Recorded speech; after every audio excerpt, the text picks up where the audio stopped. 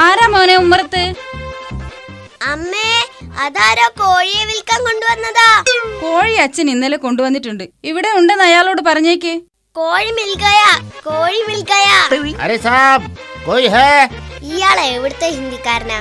ഹിന്ദി പറഞ്ഞാലും മനസ്സിലാവില്ലേ? സാബ്, എടോ തന്നോടല്ലേടോ പറഞ്ഞത് കോഴി വീടുണ്ടെന്ന്. കോഴി മിൽക്കയാ. ഹിന്ദി പറഞ്ഞാലും മനസ്സിലാവില്ല. താൻ ശരിക്കും ഹിന്ദിക്കാരൻ തന്നെയല്ലേ? സാബ്, കോയി ഹേ എന്ന് പറഞ്ഞാൽ ആരെങ്കിലും ഉണ്ടോ എന്നാണ്. ഹോ, അത് ശരി. അങ്ങനെ മര്യാദക്ക് പറയണ്ടേ? അമ്മേ, ഇയാള് കോഴിയെ വിൽക്കാൻ വന്നതല്ല. നമ്മളൊക്കെ ഉണ്ടോ എന്നറിയാൻ വന്നതാ. ഇല്ല, ഞങ്ങൾ ഉണ്ണാൻ പോകുന്നേ ഉള്ളൂ. അതായത് ഹം ഉണ്ണാൻ പോവൽ ഹേ. ഹോ, ഈ സർക്കാരിന്റെ ഓരോരോ പുരോഗതി. നമ്മൾ ഓരോരുത്തരും ഉണ്ടോ എന്നറിയാൻ തന്നെ ആൾക്കാരെ ഏർപ്പാടാക്കിയിരിക്കുക. മോനെ, ഇത് ആ ഉണ്ണൽ നെഹി, അകത്ത് ആരെങ്കിലും ഉണ്ടോ എന്നാണ്. അകത്തുള്ളതെന്റെ അമ്മ. ഇപ്പൊ പുറത്തുള്ളത് ഈ ടിന്റുമോൻ. ഞങ്ങൾ രണ്ടുപേരും ഉണ്ടിട്ടില്ല. ചേട്ടൻ എന്താ വേണ്ടത്? മുझे कुछ काम चाहिए സാബ്. പനി വേണം, പനി. എന്ത് പനിയായാലും സാരമില്ല. താൻ ആള് കൊള്ളാലോ. അമ്മേ, ഇത് നമ്മൾ ഉദ്ദേശിച്ച പോലുള്ള ആളല്ല. ഇയാൾക്ക് പനിയാണ് വേണ്ടത് പോലും. കഴിഞ്ഞ മാസം വന്നിരുന്നെങ്കിൽ തരായിരുന്നു. എന്റെ മുത്തശ്ശ 2 ആഴ്ചയാ ഡെങ്കിപ്പനി പിടിച്ചു കടന്നത്. ഇപ്പൊ ഇവിടെ ആർക്കും പനിയില്ല. എടാ, അയാൾക്ക് എന്തെങ്കിലും ജോലി വേണോന്നാ പറഞ്ഞത്. അയാൾക്ക് താമസിക്കാൻ സൗകര്യം ചെയ്തു കൊടുത്താൽ എന്ത് ജോലിയും നമുക്ക് ചെയ്യിക്കാം. ഇവിടുന്ന് ഒരാളെ വിളിച്ചാൽ 400 രൂപയാ കൂലി.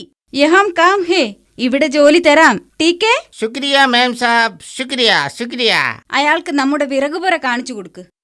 എടോ, തനിക്ക് മലയാളം അറിയാമോ? കുറച്ച് കുറച്ച് അറിയാം. ആ, കുറച്ച് അരിഞ്ഞാ മതി. ബാക്കി ഞാൻ അരിഞ്ഞോളാം.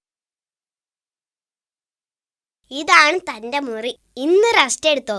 നാളെ മുതൽ ജോലി തരാം. ടീക്കേ? ശുക്രിയ സാബ്, ശുക്രിയ. ഇതാ, ഇത് വെച്ചോ. ഇതെന്താ പച്ച ബുർക്ക? ഇത് മുറുക്കും മിച്ചറൊന്നുമല്ല, കൊതുക് തിരിയാ. ഇതില്ലെങ്കിലേ കൊതുക് തന്നെ കൊണ്ട് ബോംബേക്ക് പറക്കും.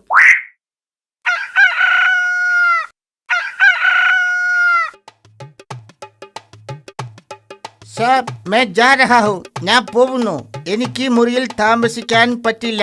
എന്തു പറ്റി? താൻ കൊതുക് തിരി കത്തിച്ചില്ലേ? കൊതുക് തിരി മാത്രം പോരാ സാബ്, എലിത്തിരിയും വേണം. ആ മുറി മുഴുവൻ എലികളാണ്.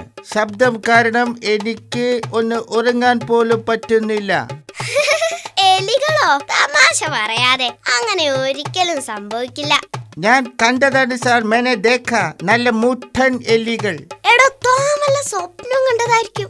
ആ മുറിയിൽ ഒരിക്കലും എലികൾ ഉണ്ടാവില്ല, എനിക്ക് ഉറപ്പാണ്. സ്വപ്നം നെഹി സാബ്, സ്വപ്നം നെഹി, മേനെ ദേഖ. ഞാൻ കണ്ടതാ. തനിക്ക് തോന്നിയതായിരിക്കും. എലികൾ ഇല്ല എന്ന് സാബിനെന്താ ഇത്ര ഉറപ്പ്?